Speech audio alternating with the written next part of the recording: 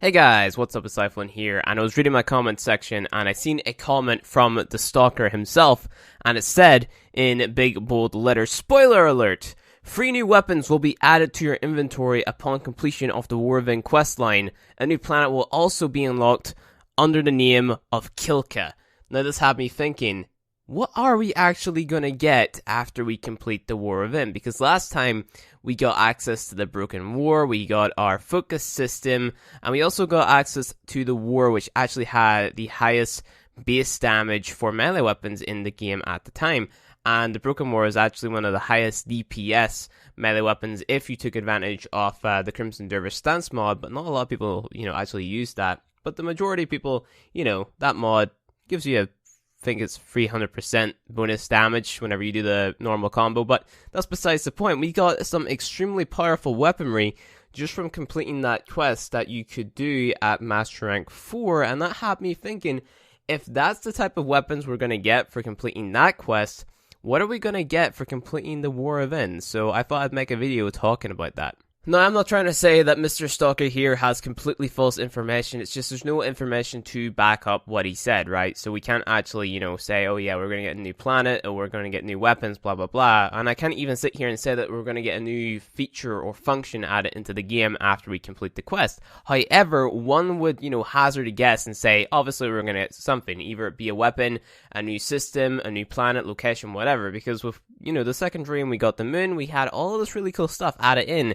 And it was just a really amazing update, I guess, because there's a lot of content, there's puzzles, new mods, etc., etc., and, there was a lot of stuff. But what I really wanted to talk about with this video is the weapons that we get, because last time we got some extremely powerful weapons, and in my opinion, I don't feel like the reward, the Broken War and the War from the last quest was actually warranted, The quest itself wasn't that hard, however, the reward of sentience and stuff, which kinda warrants the, really powerful weaponry. However, what I want to see in the War of In quest is harder enemies, you get me?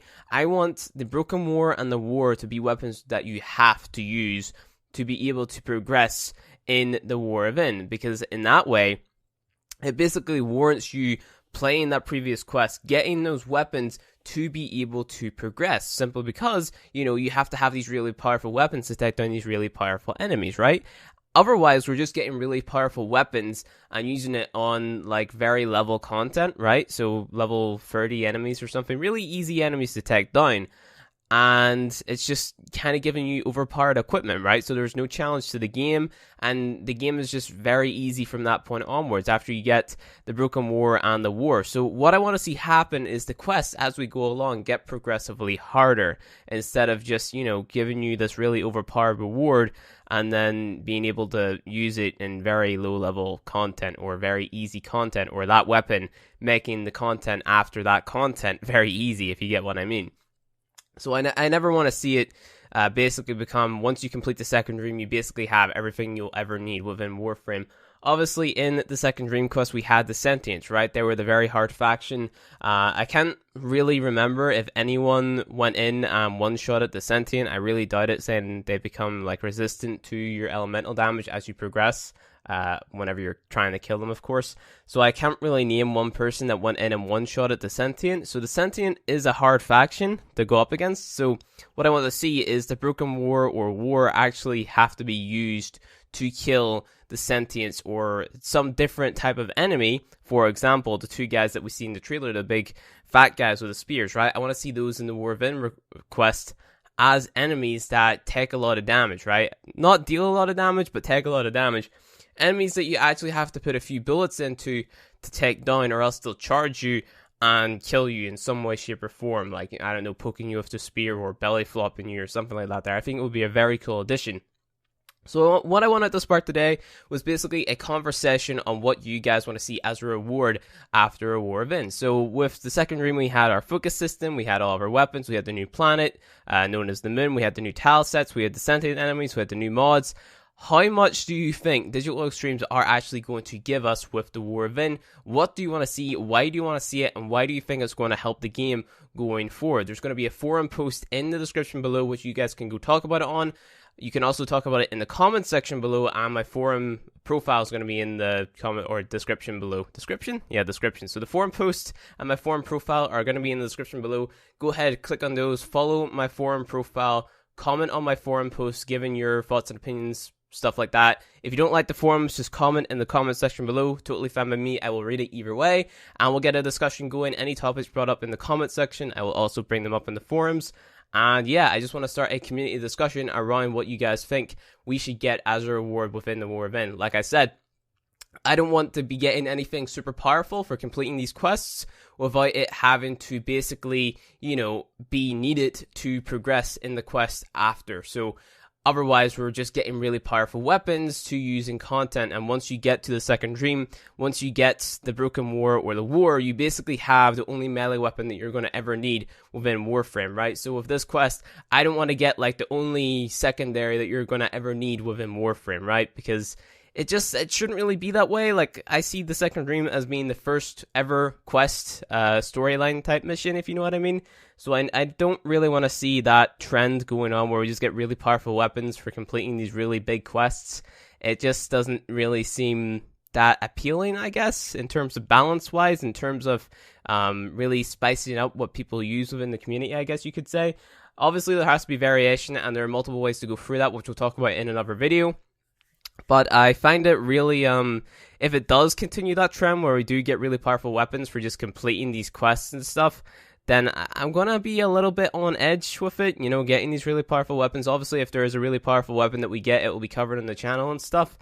But, you know what I mean, guys? I don't want to have a really powerful weapon that basically devalues everything else that I have in my inventory I put format into. Like, I think at the time, whenever the Broken War was actually released, it was the highest DPS melee weapon in the game if you modded it correctly for like any situation, right? So you had your Crimson Dervish, which gives you 300% bonus damage on the E combo whenever you're in your stance, plus your elemental damage, which will give you 75% bonus damage towards particular enemies in whatever faction it is you're going up against. And you pair all that together and the damage adds up, like especially if you're using things like finishers, etc., basically melee based warframes, you more or less became indestructible in terms of damage. Your damage almost never dropped off, and it was pretty insane.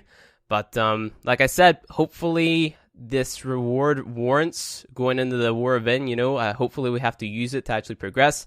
Hopefully we use this to be very powerful and kill enemies in the war event, which will otherwise be a threat. And that's pretty much all I have to say about the rewards turning into sort of our functions and stuff. So new features coming into the war event.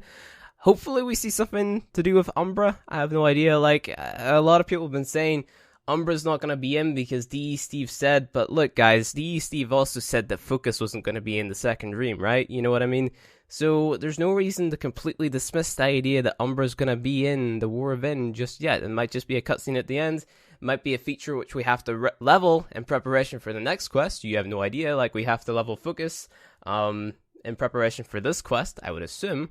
But who knows? Like, maybe the amount of focus that you get will warrant how strong your Tenno is, because I know there's a feature in the War event where you actually have to play as your Tenno, so maybe leveling your focus will make the Tenno's health scale up or something like that.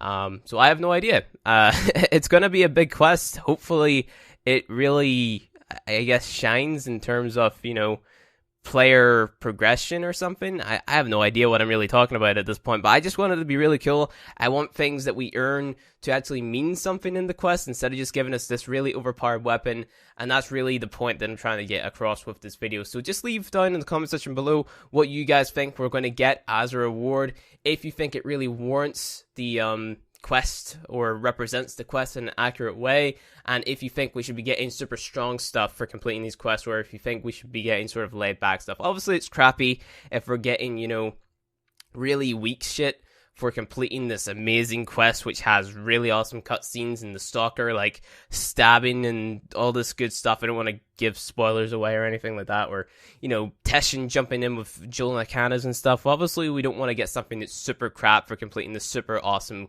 quests and stuff, but we can't always get the overpowered thing, if you guys know what I mean. But anyway guys, that is pretty much all I have to say for this video. If you enjoyed it, please don't forget to hit that like button below. Go and check out the forum post in the description. Comment your thoughts and opinions.